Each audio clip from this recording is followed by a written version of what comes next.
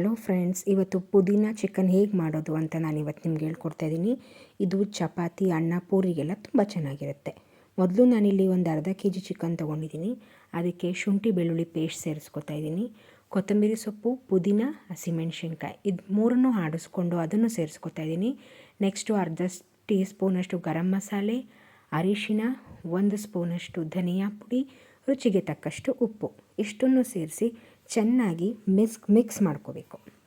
ಈ ರೀತಿ ಎಲ್ಲ ಮಸಾಲೆನೂ ಚಿಕನ್ನಿಗೆ ಹಿಡಿಯೋ ಥರ ಫ್ರೈ ಮಾಡಿ ಅದನ್ನು ಪಕ್ಕಕ್ಕಿಟ್ಕೊಳ್ಳಿ. ಈಗ ನೆಕ್ಸ್ಟು ಪ್ಯಾನ್ಗೆ ಎಣ್ಣೆ ಹಾಕಿ 1 ಈರುಳ್ಳಿನ ಹೆಚ್ಚಿಟ್ಕೊಂಡಿರೋದನ್ನು ಹಾಕಿ ಚೆನ್ನಾಗಿ ಫ್ರೈ ಮಾಡಿ, ಈಗ ಆಲ್ರೆಡಿ ಮಿಕ್ಸ್ ಮಾಡಿಟ್ಕೊಂಡಿದ್ದಂಥ ಚಿಕನ್ನ ಹಾಕಿ ಈ ರೀತಿ ಚೆನ್ನಾಗಿ ಮಿಕ್ಸ್ ಮಾಡ್ಕೋಬೇಕು.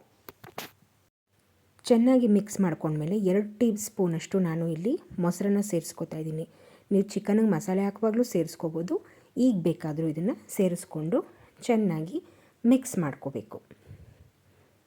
ಇದಾದಮೇಲೆ ನಾನಿಲ್ಲಿ 1 ಟೇಬಲ್ ಸ್ಪೂನಷ್ಟು ಚಿಲ್ಲಿ ಫ್ಲೇಕ್ಸನ್ನು ಹಾಕ್ಕೋತಾ ಇದ್ದೀನಿ. ಇದು ಆಪ್ಷನಲ್, ನಿಮಗೆ ಹಾಕ್ಕೊಂಡ್ರೆ ಹಾಕ್ಕೋಬೋದು, ಹಾಕ್ಕೊಂಡ್ರೆ ರುಚಿ ಬೇರೆ ಥರನೇ ಬರುತ್ತೆ, ಇಲ್ಲಾಂದರೆ ಹಾಕ್ಕೊಳ್ದೇನೋ ಸ್ಕಿಪ್ ಮಾಡ್ಬೋದು.